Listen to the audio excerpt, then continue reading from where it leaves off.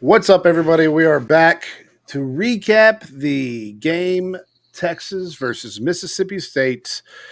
Texas takes the game 35-13 against the Mississippi State Bulldogs. We'll go over quick stats and then we'll talk about the game.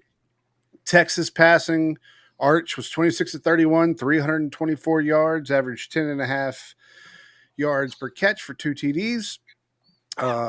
Leading rusher was Wisner with 88 yards with 13 carries. No touchdowns. Blue with a touchdown. Arch Manning with a touchdown. Isaiah Bond with all three with running touchdowns. Texas receiving leading the way. DeAndre Moore with two TDs, 103 yards on 4 receptions. Fumbles. Jaden Blue with two of them. And that's Vernon Broughton with the recovery of the fumble. I was like, wait, I thought there was just two. And then Mississippi State, Van Buren, 12 of 23 on 144 yards, no touchdowns, no interceptions. Rushing wise was led to Johnny Daniels, 75 yards with 15 carries. Later receiving, Kevin Coleman, 6 receptions for 57 yards. And 2 fumbles by Van Buren. One was lost with recovery by Vernon Broughton. So, overall, Texas' first half was up 14-6. Then turned it on a little bit more to finish it out, giving up the touchdown in the fourth quarter. Going to finish it out at 35-13. What'd you boys get from this week's game? I feel like it's consensus everywhere that it was kind of a disappointment, but still handled business. I mean, it's fun to look at a game and think that we struggled and still were able to come away with a score like that compared to sweating it like we would have in the past. Overall, like the things that I was happy with is Arch seemed like he was better at just running the system today and not trying to play way beyond and try to be the hero of the game. It seemed like he was really just doing the game plan that Sark laid out for him. No turnovers. So I was happy to see that. And then also super impressed by Colin Simmons. I feel like he was like the defensive highlight of the game in my mind. So yes, I was happy. Those were the two bright sides, in my opinion, of the game. John. Yeah. I mean, I think you look at DeAndre Moore. This is the best game we've seen him play for sure. He looked really good. I thought Arch looked good. He looked more comfortable. Stood in the pocket and delivered some pretty big throws with pressure in his face.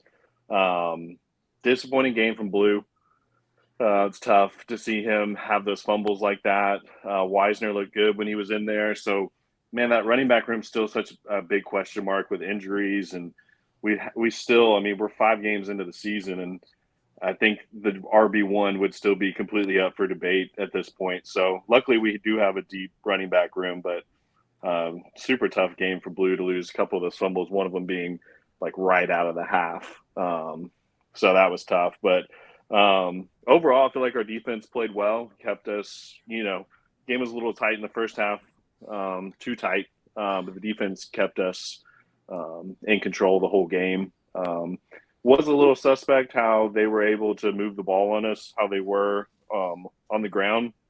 I just feel like we had trouble tackling, man. They were getting to the linebackers in that second level. I mean, their longest rush was 17 yards, but it just felt like they were getting 3, 4, 5 yards every carry. We were having trouble getting any tackles for loss or really stoning them at the line. So, it's kind of what you expect from an SEC game, right? You're going to get kind of tested and pushed a little bit, and we did. I don't think it's necessarily a bad thing because now we have 2 weeks to just sit there and dissect this film. And there was a lot of things that we did wrong. There was things we did well as well, but it's one of those that they can break down and really see where we lacked in a lot of things as far as this game goes. But just tackling, man, just tackling. Fundamentals of tackling needs to be coached up this next couple of weeks because that was disappointing on some of those plays. Yeah, and that's, for me, like, number one, it was kind of refreshing to actually have, not a great game because we started running out of things to talk about, to be honest. Like, he was just like, what do we nitpick at this point? Now we're finally going to get into the nitty gritty, the rest of the time in the SEC for this schedule. Yes, there's a couple good games. Yes, there's a couple of bad opponents. But in the SEC, as we talked about, we came up with these small scenarios. Like you can play well one night. Like, you have one game, you can play really well. And I think a little bit, Mississippi State came in. My problem was, the first drive was 7 minutes long. So score wise for the offense, time of possession was 34, almost full 35 minutes for Mississippi State versus 25 minutes for Texas. And the first 7 minutes, Mississippi State controlled the ball. And then I think we spent 2 minutes holding on to the football with possession and just ran down the field and scored. And then Texas, the only reason Texas had the ball for 25 minutes is because towards the end of the game, they're just running the ball, getting the clock to run out. Mm-hmm. So a big part of this was the defense was on the field for a very long time. Yeah. And the tackling, as you talked about, it was bad. As that, especially that first drive, it was just like, bro, we can't tackle at all. Yeah. Especially on the outside, like the backs really had a struggle doing that. The offensive line, we knew they were going to run the ball a lot, and they kept running the football. And that was the problem for me is the front line. Like it seemed like they controlled us a little bit on that front line, and they were able to run the football. We knew they were going to. Now, this Van Buren had a little bit of an arm. Like there were a couple throws that were knocked away, but they were really good throws, especially that one in the end zone that Taft knocked away. Like it was a really nice throw that he had, which is a great defensive play. A lot of penalties to clean up. Mississippi State 9 penalties for 75 yards, Texas 8 for 65 yards, but there were a lot of dumb penalties that Texas took, especially early. And overall, I'm okay with the game, the way it was played. Sure, we were projected to win by a lot more. And I think if the defense, realistically, if the defense does their job the way they have been, we would have hit that number. The offense, yes, they made a few mistakes. Blue with the 2 turnovers. I don't have any problem with Blue. Like people are already jumping off the bandwagon. Like this man's like, he's going to be fine. Right. Yeah. It's, it's one of those like, you learn from this. Coach Choice is going to be on him like a lot. I just got a bad Charlie horse. That was a bad cramp. That was almost real bad, boys. I was like, damn, man, wasn't that big a deal with Blue? I need a 30. I'm going to need a 30, boys. But, to see Wisner step up, he had a couple spin moves that looked really good out there. Like he looked really good running the football. And you got Gibson came in there a little bit. Mississippi State called a timeout right as the ball was snapped, and he did get lit up just a little bit. But luckily they had called timeout because they had sniffed out exactly what Texas was running there. But the positive things that I got from Arch, there was one play in particular, and I could be incorrect on this, but he had thrown a ball across the middle of the field, and it was probably 3 or 4 feet over the wide receiver. That was probably one of the most impressive plays from him changing from the week before to this. The reason why I say that is because he saw that extra defender coming across that he didn't see originally when he pulled back. And the second he saw it, I feel like he actually threw the ball to where no one could touch it. And it was just an incompletion. That's what we've been talking about. We want Arch to really do. And I think he's starting to really see the field and he talked about it in his press conference. He said, it's starting to slow down for me now. Game is coming to me now.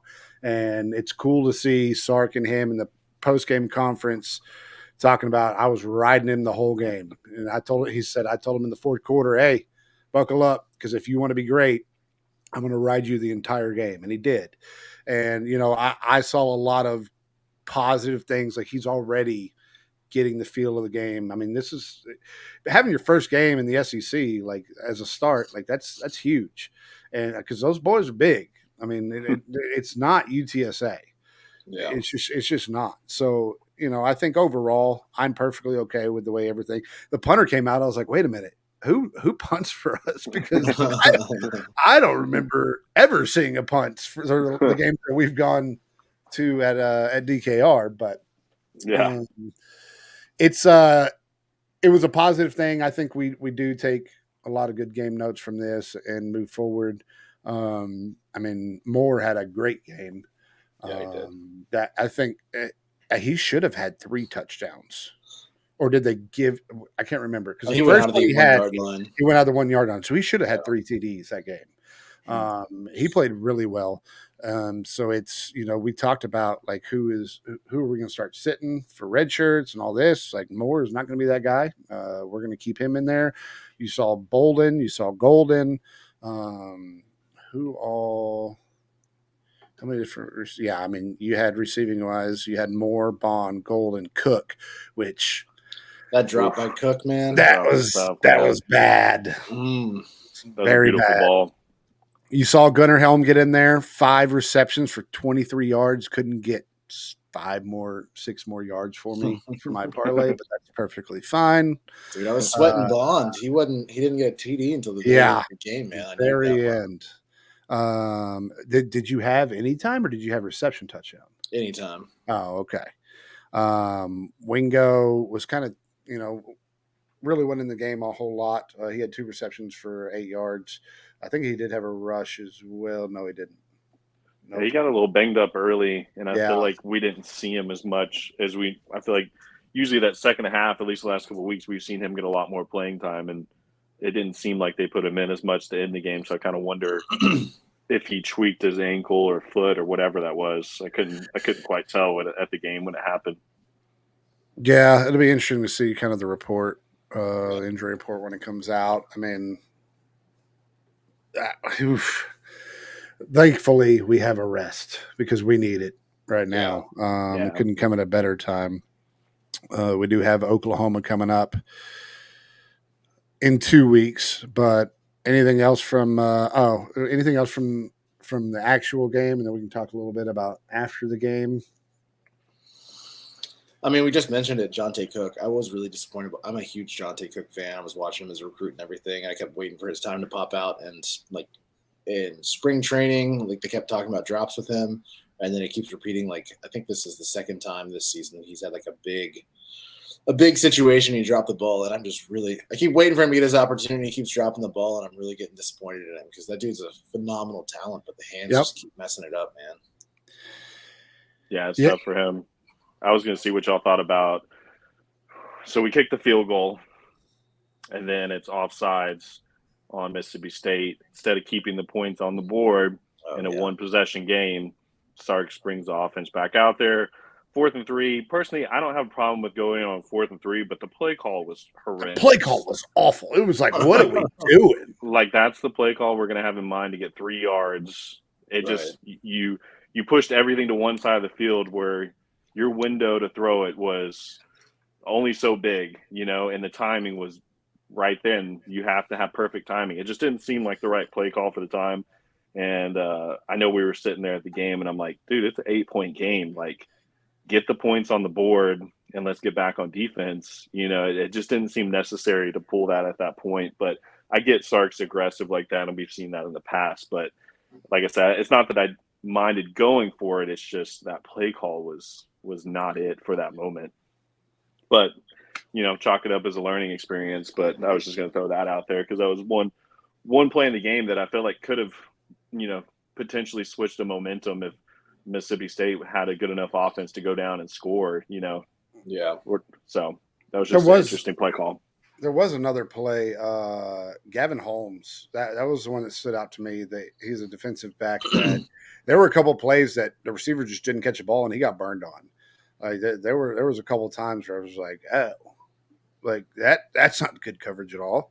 So that was one that stuck out to me. It was I don't know where I got to go back and look, see kind of where that coverage was, but he was running down the sidelines, and I was like, luckily he didn't catch that ball. Early in the game, we had double coverage on the guy, and if the sun wasn't in his eyes, he would have caught that ball. And we didn't ever contest the ball or anything; they were both right there.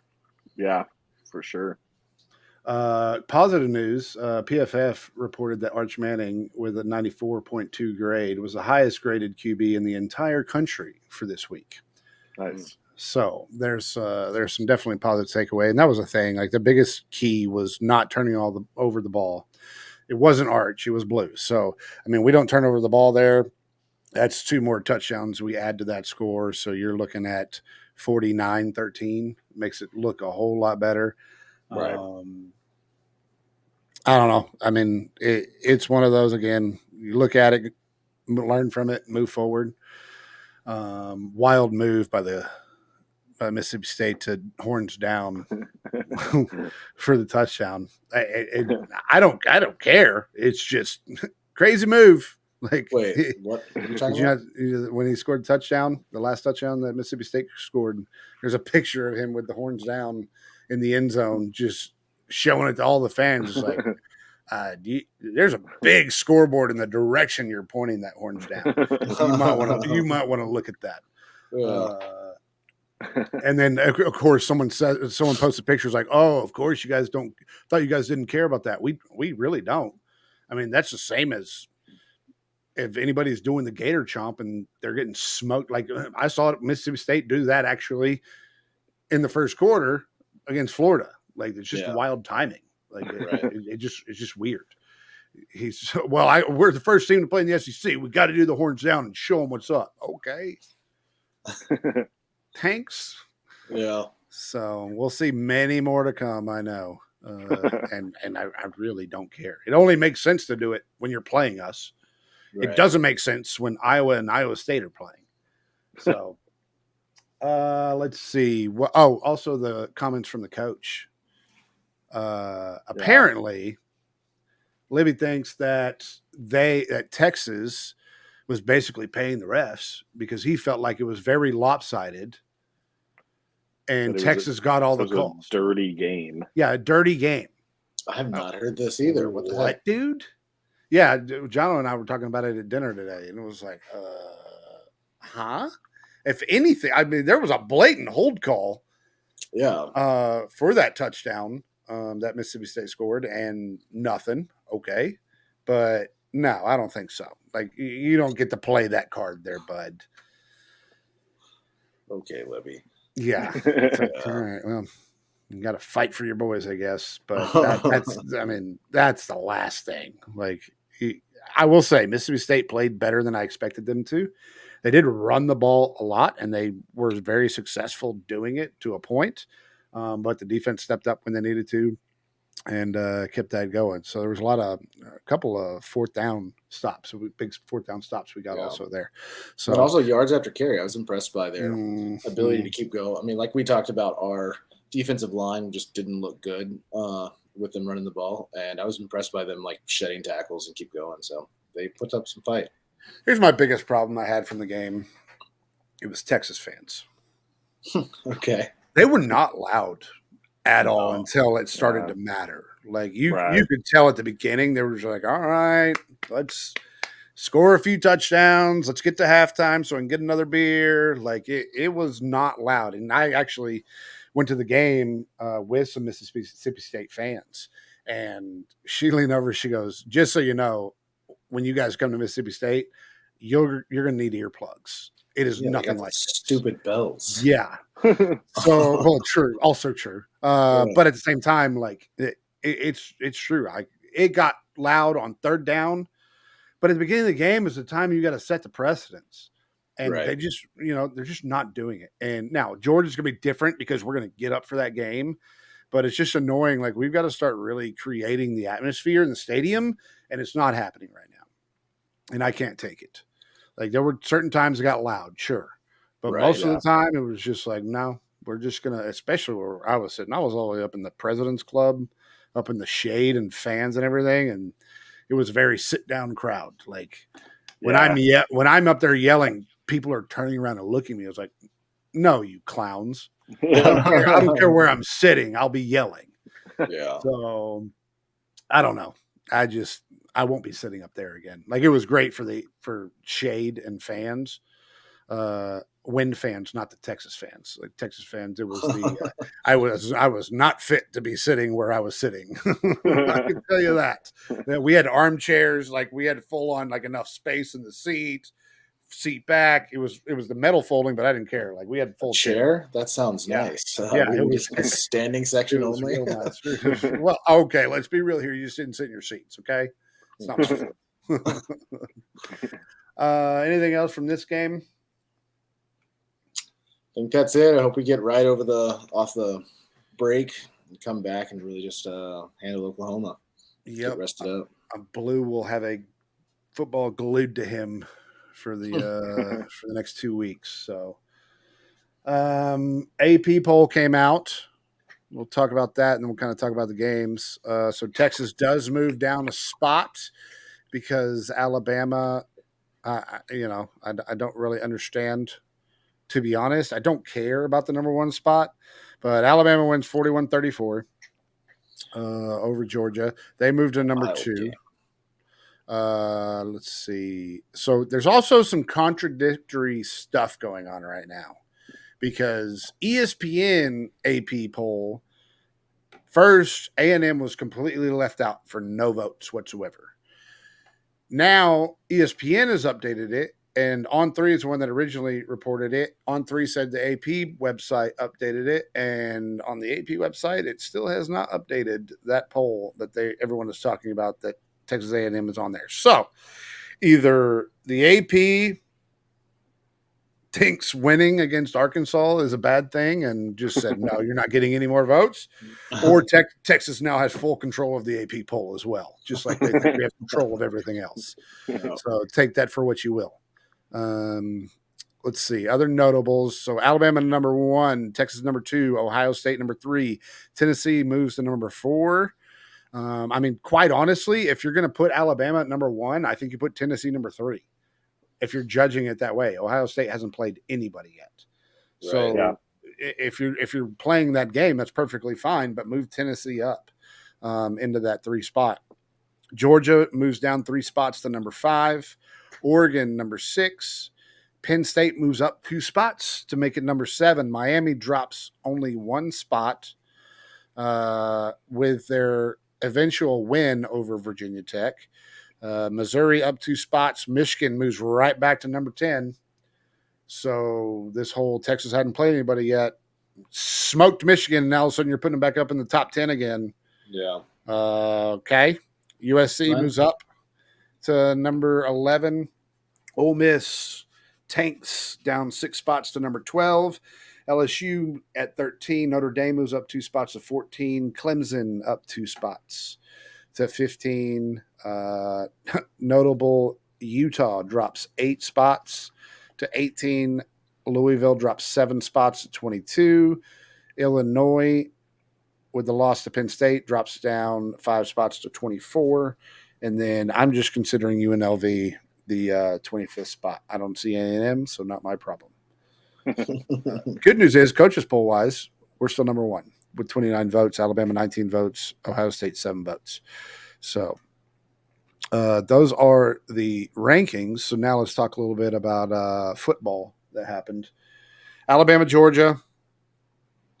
What a wild game! I'll let you guys. I'll let you guys go ahead. I mean, Milroe. I don't think there's questions about Milroe anymore. That guy, he's got it together now. He looked incredible the other night.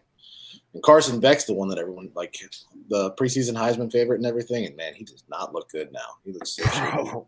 I need to pull this up. How many turnovers did he have? It was absurd. Like it was like, oh, Georgia gets the ball back. Wow. Turnover. Oh, okay. Like it was at least twice that happened that he just threw the ball to Alabama. Yeah, he had 3 interceptions, but back in that game, that last one, man. I mean, what a game! First of all, that game was a fun game to watch. I got back home. By the time I got back home from the game, it was already 28-0. Yes. And from that moment that I turned it on, Georgia played better than Alabama throughout the entirety of the game, in my opinion. I missed that whole flurry of points where Milroe was just going off. Yeah. And then when I turned it on, Georgia really looked a lot better throughout the rest of the game. But, man, freaking Ryan Williams. 17-year-old with 177 yards and a touchdown. And, oh, man, dude, that guy is insane. But just that flipping emotion in that stadium was just crazy, man. I was texting everybody, texting you guys, like, are you freaking kidding me right now? Like, you go from the Georgia touchdown, and then literally one play later, Williams makes a great catch on the sideline, spin move, past 2 defenders into the end zone. And, I mean, we've been in that stadium, so we know that stadium was just freaking rocking. It was an electric game for sure. That's going to go down as one of the best games of the year. And I ultimately feel like that's why Bama got voted number one. It was the last game of the evening, really. That was the last thing the voters were seeing to end the evening. Everybody was talking about the game. I just feel like the buzz on it caused Bama to jump up that much. But, who knows? Yeah. Two things. Georgia got mollywopped in the first half. However, there's no one better than Georgia to come back. And my buddy Kyle said this is they have a game plan defensively that they strategize at halftime. And they came back out and made this thing a game. Like anybody, there's a lot of teams that were laid over where they're being 30-7 at halftime. And Georgia came right back around, made the adjustments they needed to, and made this a game. And that's where I don't understand why Alabama jumped, because if you take the first half and it just continues on, you run the clock out like Tennessee did against OU, then I can see that perfectly fine. But the way this game ended up transpiring is Alabama had to come back. Like it's more, I guess, because it was an exhilarating win. Feinbaum said this is the best SEC football game in 40 years. Wow. Okay. I mean, it was a great game, but it was a great game, but I'm sure there was something like scoring wise. That last like 3 minutes was cool to watch. Like the last 5 minutes of the game for the back and forth, but I don't know. Milroe though 400. Let's see, he accounted by himself for 491 yards. Yeah. Between passing and rushing, that's crazy. I mean, he's got to be now the leading front runner as of now for the Heisman. Now, the other little sleeper that needs to be talked about is the fact that Travis Hunter isn't even in the discussion of Heisman. It's wild. Like that needs to happen. The other night, dude, that interception was nuts. Yeah. Like he's just the guy on both sides of the ball. And the Heisman's the best football player. And he's doing it on both ends. Right. I just don't understand how he's not even in the conversation right now. Hopefully he continues it. I mean, I get it's the play. It's a part of it has to do with who his team is playing, but I still think he's the best football player out there. So I mean, I feel like you hear that consensus all around everybody talking, and so why isn't it reflected in? Well, I do. I mean, Barstool Sports specifically is the one that's pushing that agenda because they're friends with Dion, and so they highlight it a little bit more. That's why we hear it a lot more because that's who we talk about. But at the end of the day, they're right. Like he is very, very good at football. Yeah. But what Milroe is doing at the same time, I mean, accounting for 491 yards of offense is crazy, and 117 of those are rushing. So I don't know. It was one of those. I still don't understand why Alabama is number one to a point. Like I get it. It really doesn't matter, to be honest. This is the biggest game that has been played besides Tennessee OU, I guess. And then even Tennessee is going to be able to be matched up with Alabama soon anyways. And do they play Georgia? I don't think they play Georgia, do they? Yeah, I'm not sure.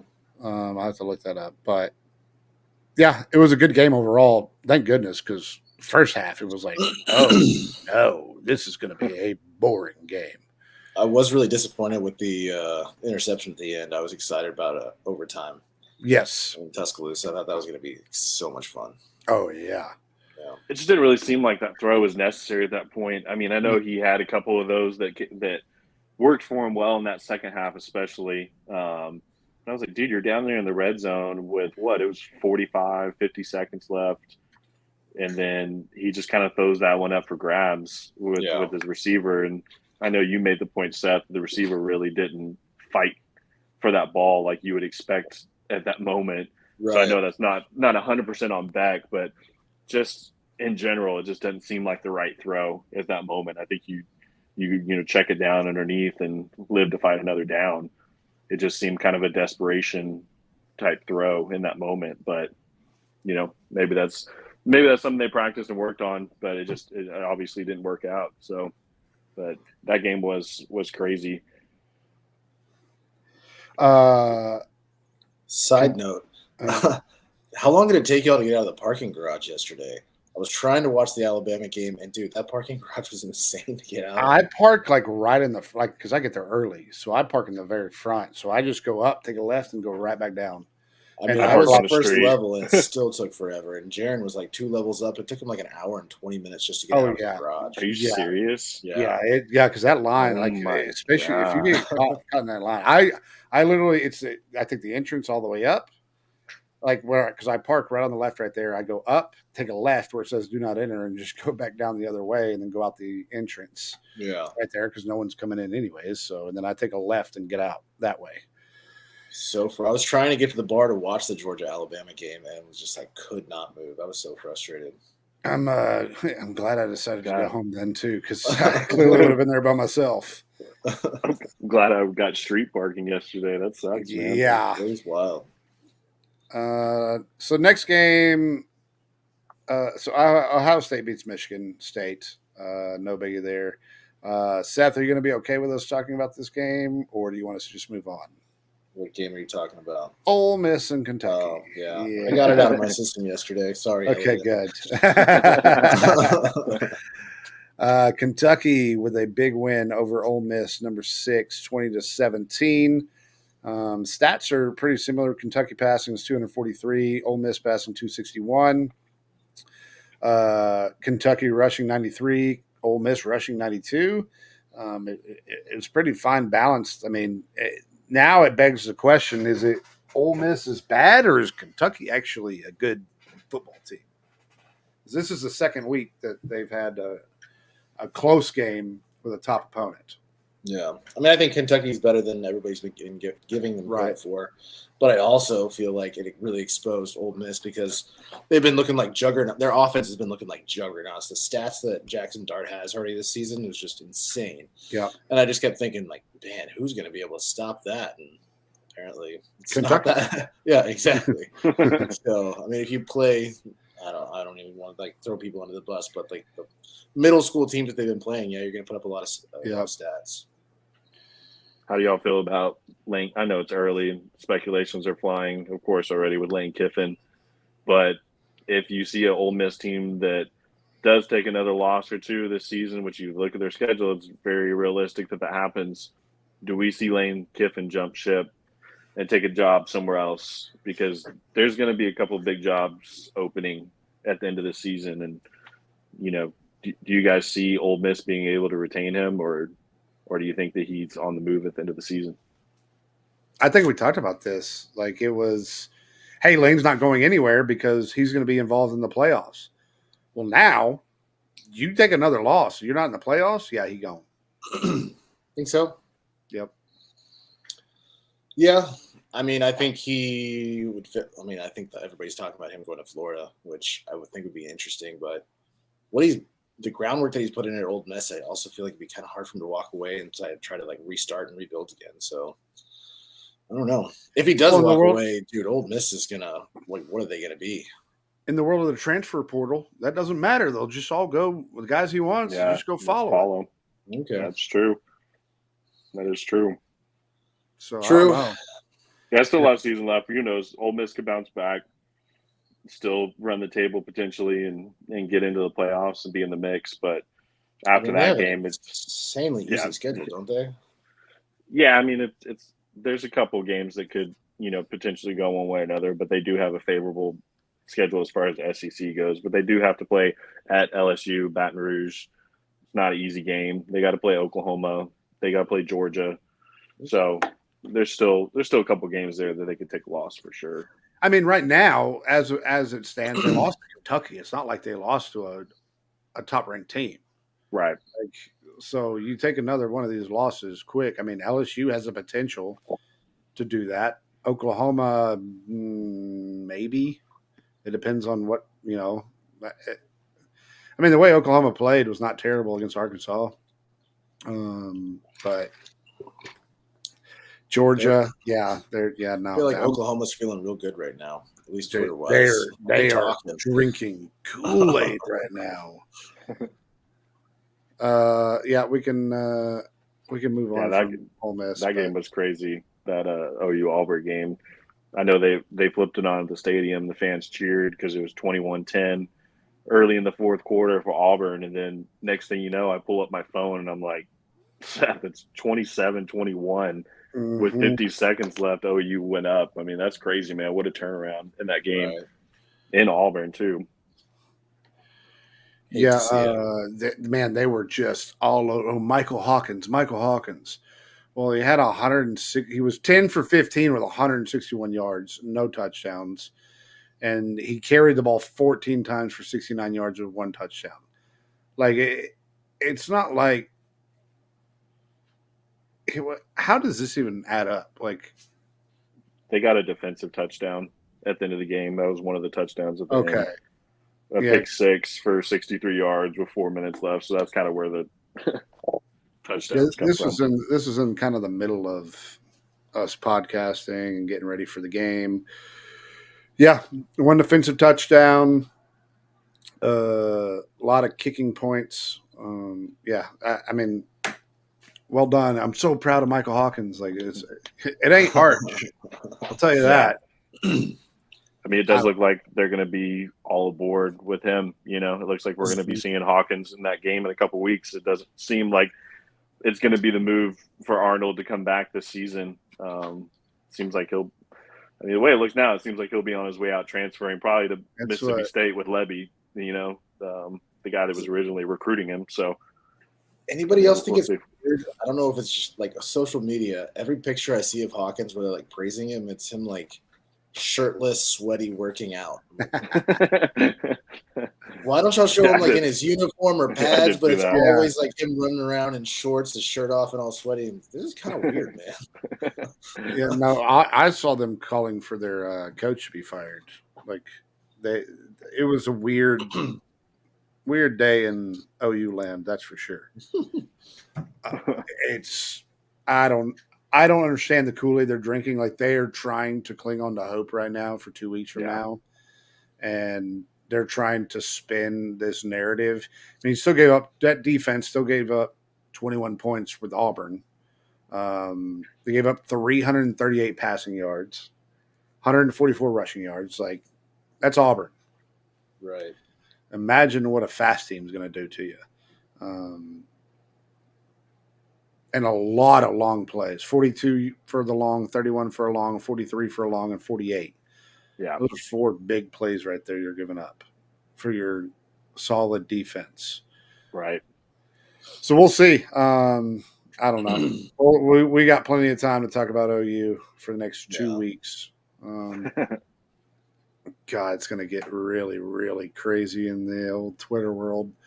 By the way, if you're watching this, I need you to comment. If we get 10 comments, we've been told we need 100 signatures on a petition.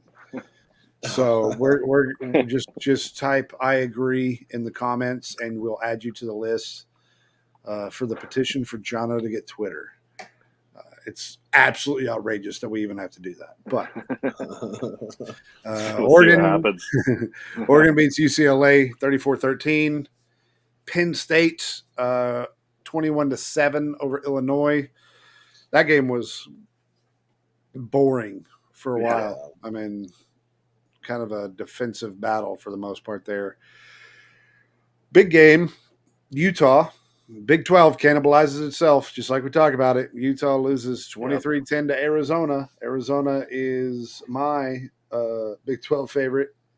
No, I had OK State. Never mind. It's John. It's mine. I did originally take Arizona, and then I backed off. That I took them 2 weeks before talking about it, and then I changed. No, who freaking knows at this point? You're Utah. I have OK State, but I originally was Arizona, and like way back before we started picking, and then I switched to OK State for whatever reason. Stupid. Ollie Gordon sucks. The man is just falling off the face of the earth. 3 straight games without a touchdown. Oh, I know. I bet all 3 of those games. TJ took Old Miss for the SEC? Yeah, that hurts. Wow. That hurts. It's a tough one to lose, I mean, at this rate, Georgia ain't going to make the SEC championship either. So, Not after they lose to us. yeah, they're going to have Happy 2 to do losses. Michigan barely squeaks by. Lets Minnesota score 21 points in the fourth quarter, 27-24 in the big house. Did y'all see that catch in the No. Minnesota game? Yeah. Yeah, that was I don't know the nuts. guy's name. It was, I mean, Ryan Williams might have challenged it, but it was the best catch I think I've seen all season. It's wild. I just don't understand how you get through a game only having 155 passing yards and 86 rushing yards and win a game. Like, it's crazy. What are you guys doing all game? Yeah, 86 yards passing. And Minnesota had 258 passing yards. That's wild. Yeah. Another guy, Donovan Edwards, man. That's another guy that's like, where is he gone, man? Yeah. 34 yards on 9 carries. I mean, he's been quiet all year, too. It's just Yeah, bizarre Ollie to see Gordon these guys. Yeah, 2 guys that were supposed to be the 2 out of the top 5 running backs this season as far as all the preseason hype was going. And, man, they're just non-existent right now. Yeah. LSU smokes Major Applewhite in South Alabama, 42-10. USC beats Wisconsin 38-21. Notre Dame squeezes by Louisville 31-24. Clemson on a roll again against Stanford 40-14. Iowa State beats Houston 20-0. What a boring game. Good Lord. For real. At Houston. Huh. Yeah. K-State smokes Oklahoma State 42-20, cannibalizing itself again. The Big 12 is just nutty. Like, even BYU 34-28, they tried to let Baylor climb right back. Did you guys see? Did I see? I show you all that picture of the Baylor stands. Oh yeah, dude, it's bad. I thought it was just like photoshopped. I saw some plays from the game, and I like Baylor scores, and I look up, and it pans up, and I'm like, oh my, there's nobody there. Like 10% of the stadium. They reported a 40,000 attendance at that game. I don't know if you saw that. There's no shot. Unless they're including the tickets that are still sitting at Costco. Because I definitely see them here in Austin where they're begging. 2 tickets are $75 for a Baylor game. If you ever want to go to Costco, no free ads, but they got tickets. Clearly not selling. Good Lord, that's crazy. I did think about that when I saw them. I was like, what if they sell out of those? And I saw the game. I was like, oh, no, they're not. They're not going to sell out of those at all. Let's see. What else? Oklahoma Auburn went over. Arkansas USC coming back. Oh, yeah. Oh, yeah. I was just going to mention that. USC was down at halftime and just went off in that second half to win pretty big. But that was an interesting game early. Wisconsin was kind of taking it to them, but USC found their offense in the second half. Yeah, that's the second time that their offense disappeared. The first one was against Michigan, and that was in the second half. So yeah, that O-line. They're a tale of 2.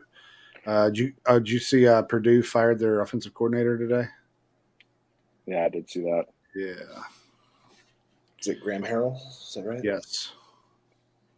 Back to your lock of the week game. Which one? Alabama? That is correct. Yes. No, your other one. I don't know what we're talking about here. Big Arkansas guy over here. Yeah. Look, they did cover. I shouldn't have picked them to win. They did cover though. Yeah. 5.5.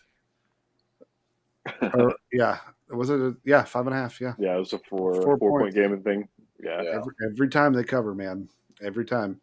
Jerry Jones, man, he's got to hate giving that trophy over to A&M every year. Every year. Yeah. Here, my Arkansas Razorbacks lost again. Here's the trophy. I didn't really we didn't have time to watch much of that game because it was going on. Oh, excuse me, in the middle of our game, but I didn't see a single snap of it. Yeah, I just saw the one touchdown at the beginning as we were walking to the stadium. They were playing on the big screen outside the stadium. I was like, "Yeah, let's go!"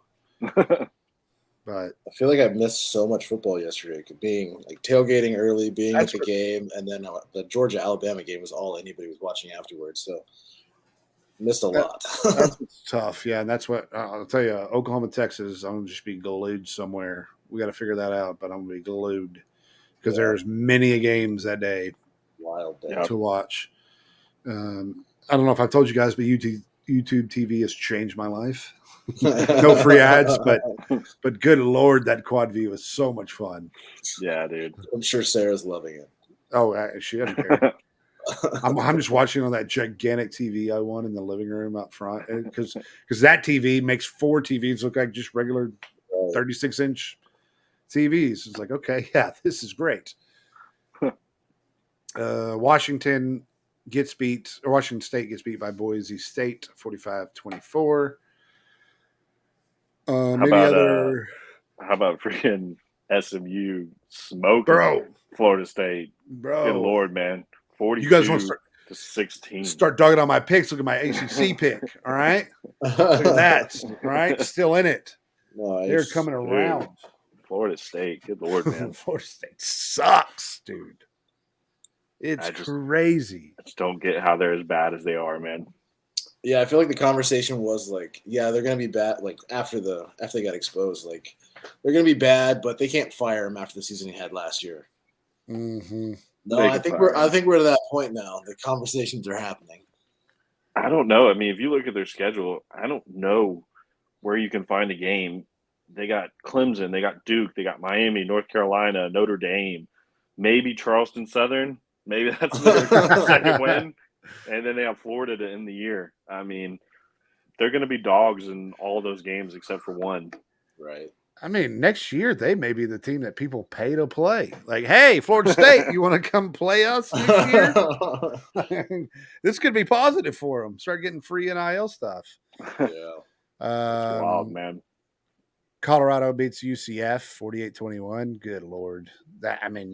Colorado just made fun of them with their Instagram posts before the game and just came in and just mopped the floor with them. Never know what to expect out of Colorado. Yep, they are a Jekyll and Hyde for sure. Yeah. TCU 38-27 over Kansas, and then Texas Tech beating Cincy. That's Texas Tech 4-1, 2-0 in the Big 12. It's a sleeper right there. They've come around a little bit. They've been scoring a lot of football points there. They got Arizona next week, so that'll be kind of interesting to see. I just turned into Jason Garrett right there. I've never said football points in my life. Yeah, that's pretty much it for me. We can talk about the picks. I went 0-2-1. We don't have to talk about the picks. First ever tie. No, it's fine. We'll continue. Seth. Seth went 0-3. 0-3. Picked Miami to cover 17.5 over Virginia Tech. Michigan to cover. Close. Wait a minute. Oh, no, they did not. Never mind. Sorry. I was trying to give you some points, but Michigan did not cover. They were for a very long time. Michigan straight up, and you forced me to change it. I didn't. Oh, well, that's because that's Bush League. You can't just pick a 10-point favorite. Bullied into a loss. Arkansas. Well, you had Arkansas plus 5.5 against A&M. Oh. Did you change that? No, I haven't touched it. Promise. Well, then it appears you did get one. So I will adjust. So I am 7-7-1. Seth is now 7-8, and Big Jono getting 2 out of the 3. Did not get Duke to cover. They did beat UNC by 1 point. Yeah, not quite. Got BYU over Baylor. Nebraska to cover versus Purdue. That Purdue Nebraska game was close for a little while though. Was it? Yeah. At the beginning, it was. What did they win by? Let's see. Well, by 18. Last I looked at it, it was like I thought it was like halftime, and it was 0-0 or almost halftime. No, Nebraska didn't score in the first half. It was 0-0. That's what I thought. Yeah. Because they were laughing because they were like a classic Big Ten game. Yeah. You know, freaking put up points the week before, and then they go and put up 0 points at half. That's crazy. It's still 7-3 going into the fourth. It's wild. Did we talk about Raiola having a Mhm. brother that looks just like Oh, Jackson Mahomes. there's Read that one picture that he looks like him. He doesn't act like I looked. It at doesn't like, matter at this point. Like, but the guy literally acts like and tries to say, "No, I'm not doing that at all." Brother man, just Wild. accept it at this point. Like, you literally are doing everything. Like, probably has a girlfriend named Brittany at this point. Like, it's I don't think people would clown him as much as if he was just exactly. like, yeah, Yeah. dude, he's my hero. Like I, really idolize him and kind of mold my game around what he's done. Like, dude, just go for it if you're gonna do it. Like, and I feel Right. like people wouldn't be as hard on you, but he's He like, even runs like no, yeah, everything. He's zesty with that run, dude. All right. Score predictions. I was way off. Closest was 45-10 with Jono. Semi close. Yeah. Yeah, kind of. Getting into the nitty gritty, boys. The confidence level is still there. Yeah. Not so much on blowing people out anymore. Like, Yeah. I'm confident we're going to win still. Not so much blowing people out, except for Oklahoma. Screw them. We are coming for everything in your fridge. Preach. Yeah. Other than that, you guys got anything else? No, it's gonna be a weird Saturday. No football this week, but That's right. guess we get to take in all the other games. I'm going hunting, so I'm definitely taking a break from football this weekend. I'm gonna pop me a deer and then come right back for the OU game. Get ready for that. So There we go. other than that, boys, we'll see ya. Hook 'em. Welcome.